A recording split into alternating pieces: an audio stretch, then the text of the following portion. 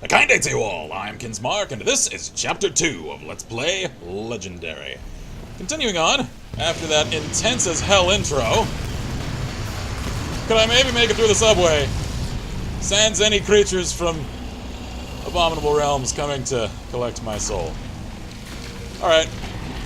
Can't ask for much these days, apparently. Cute salamander. Charming teeth you got there. And they can roll. Alright. Alright, I ain't about axing this thing. Whoa, hey. Whoa, whoa, whoa, whoa, whoa, whoa, whoa, whoa! Could you hold up there a second? Alright.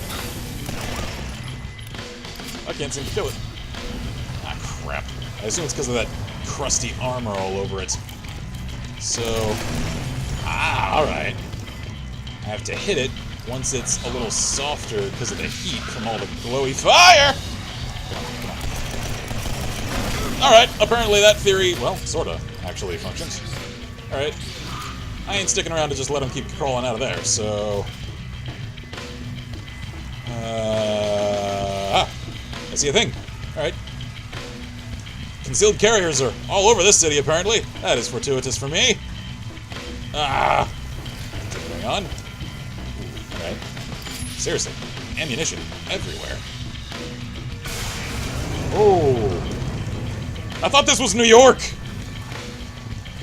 Color me skeptical that there are this many guns around civilian hands in New York. Can I get this way? There we go. Oh, he ain't alright. I hear automatic fire. Can I have some of that? No.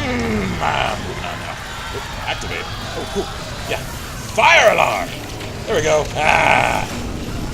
Crumble and suffer, and I shall devour your souls. One could perhaps feel a little concerned for how apt I am to just embrace all of my new soul-consuming powers. You know what? Just adapt to everything that comes your way. Could I maybe get through somewhere? Oh, I assume I should continue somewhere that was prevented because of fire? Can't seem to climb that. Alright. The level design has felt fairly cut and dry and easy so far. Ow! Come on. I'm feeling a little stuck at the moment. Oh! The glowy green exit sign. How the hell do I extinguish that? I assume I should probably follow the piping somewhere. Aha! Here it is. Alright, cool. Come on. There we go. Because I think, yeah, they're just going to keep on crawling out of there. Come on! Crack it. Electronic magic, there we are. Cue the sorcery! Alright. Stay there. Oh, cool. Could have told you that! I don't know how to describe it. I do! Hellish! And keep moving. We're going to need each other to get out of New York alive. I can't say I trust you, lady. Alright, that seemed fun. For the salamander. Certainly not for that guy. Oh, I don't like this. I do, however, like that activating a pipe apparently flooded the creature's den such that I feel like I should go that way, so I'll check this other play. That it essentially, like, closed off that spawn point. Alright. Oh, man. Alright, so there are multiple paths. I suppose I'll just continue this path. Because I assume that other one just lets out there. Ooh. I can't tell if they actually have a point of vulnerability or if I should just keep shooting at them. Check. Absorb a little soul energy. There we go. Come on. Could you maybe? Just, please refrain from any more. Whoa! What? Oh! Alright. I know I heard something. Can I climb this? Ah! I can. I just shouldn't. Alright, heal me. Can I crawl through that? I cannot. Can I get through here? Ooh, I think I can. Crack! Alright. Absorb a little soul. Whoop, whoop, whoop, whoop, whoop. Hey there. Alright. Whoa! Whoa! Whoa! Alright, that startled me. Could you maybe give me a little space here? Let me just crawl on through. Because that actually got me. I didn't expect that. What? Oh, data. Uh-oh. Can I take these things in melee? I can. Alright, apparently the axe is strong. I can appreciate that. Activate fire alarm. Kill them. All of them. Freeze them into crumbling earth. Alright. Cool. Creepy obsidian monsters. Let's heal up a little. There we go. And, crawl into a safe little air duct and, I think, check my PDA, because I'd like to know some things about the things that are happening. Intercepted text message. I told you it was going to happen in the big cities first, Ted. If you can get out of there, we got room at the compound upstate. Godspeed. Alright, so some survivalists. Pickups. Text message. So I'm about to leave. I'm about to leave the internet cafe and friggin' eagle steals my car! I gotta hide, I think it's coming back for me. Alright. Someone didn't, pass some mythology. Creatures! Griffin. Yeah. The mythological griffin was a noble creature with the body of a lion and the head and wings of an eagle. The real-world griffin is more powerful and destructive than majestic. Yeah, I could certainly say that. Golem. Called it. Alright. In Jewish folklore, a golem is a being formed from inanimate matter, like clay. The one I just saw formed from the rubble of destroyed buildings and wrecked cars. Then it tore into the remaining structures, destroying everything in its path. So, hold on. The use of first person here implies that Charles Deckard is actually the one composing these. I have some questions about the chronology of how he's finding the time. I'm also curious about the fact that this implies he knows a fair amount about mythology. Could there perhaps come more into play the choice of him as the person for this job than just his expertise as a thief? Fire Drake, come on, it's a freaking salamander. In Teutonic mythology, a fire drake was a fire-breathing dragon. In reality, the fire drake is a small quadruped that is able to generate intense internal body heat. This, combined with a throat sac that mixes an internally produced liquid explosive blend, allows the creature to literally spit fire. Armor plates protect the fire drake and act as a thermal venting system that prevents overheating. Additionally, the fire drake secretes a chemical from its skin that allows it to ignite a defensive fire explosion. No doubt this creature was the genesis of many tales of fire-breathing dragons. I assume they come in a form larger than this, because a lot of dragon stories are about huge creatures, and they are adorable, like, you know, just pet-sized. I am concerned about that. Okay, alright, let's see here. Information. Vivian Kane. Could I perhaps ask about something? Because she mentioned in that introductory section, because I'm just now having time enough to actually analyze some of this, her then-employer, f.e.a.r. That implies that, at least as of the composition of that introductory segment, I'm not entirely sure the chronology of when she is supposed to have said all of that, she left his employ at some point. I can't tell if that's already happened or if it's about to happen. Anyway, let's see. f.e.a.r. insisted his executive secretary come along to assist me. I bet she's really here to make sure I deliver the goods. Vivian puts on a good act as an all-business ice queen, but my instincts tell me she's more than that. Could be ex-spook, Interpol, or something else. I better watch my back around her.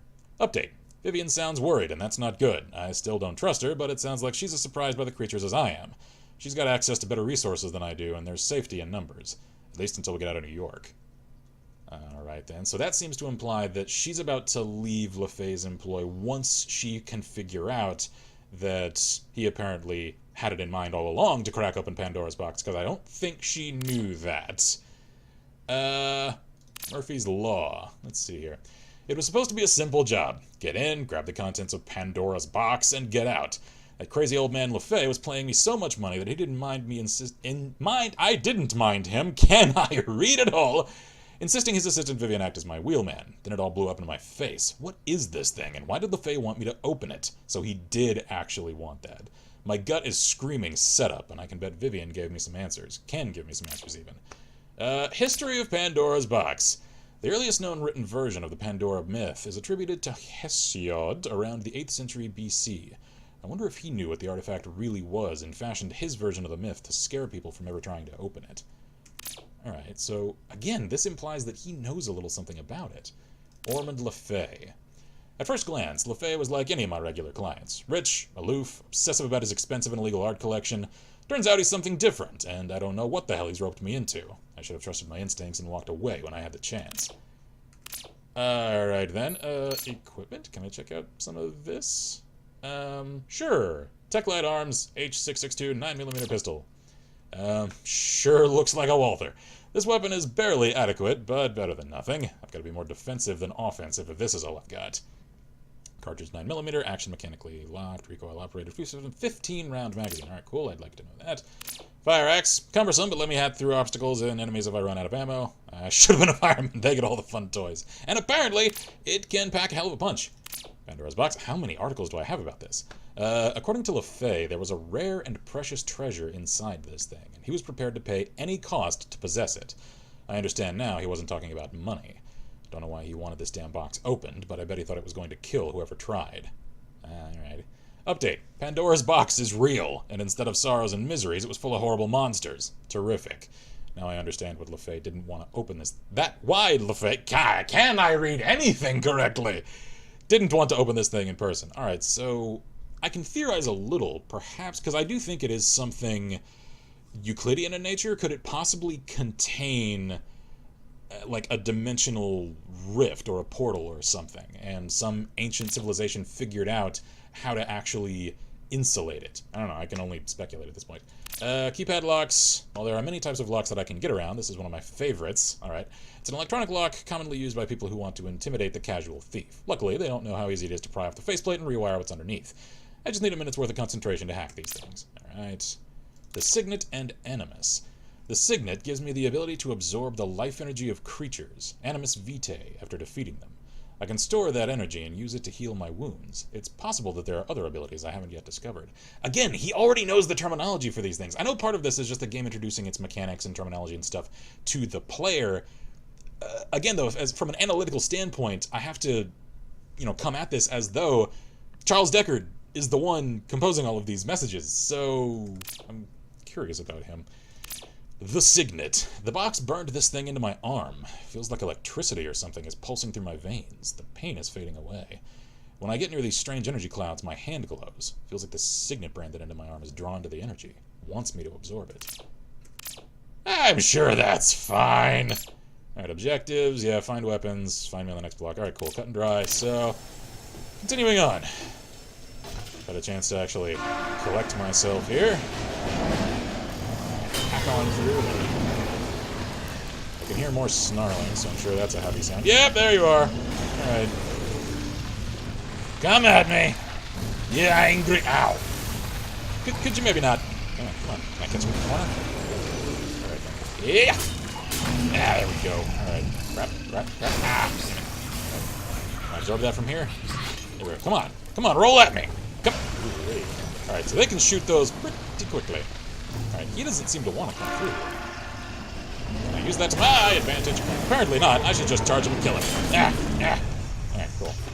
Absorb his soul, and then consume it to heal myself. Ah, crap, they're just gonna keep on coming out of there. Come on! Crank it faster! Ow! Cool, I did it. I actually do like that I can fill those using the pipes. Oh, cool, I can call through there. More data, new message, cool. Alright, man. Ammunition, apparently I'm full up. Oh, alright. Absorb a little soul energy, because I think someone got hit. And, the hell am I supposed to go from here? I assume this way. Cool. Crack.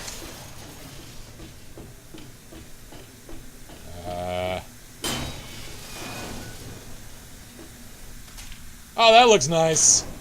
Claws! I hear something moving. Alright. I think I'll cut this episode here and find out the hell is making that sound in the next episode.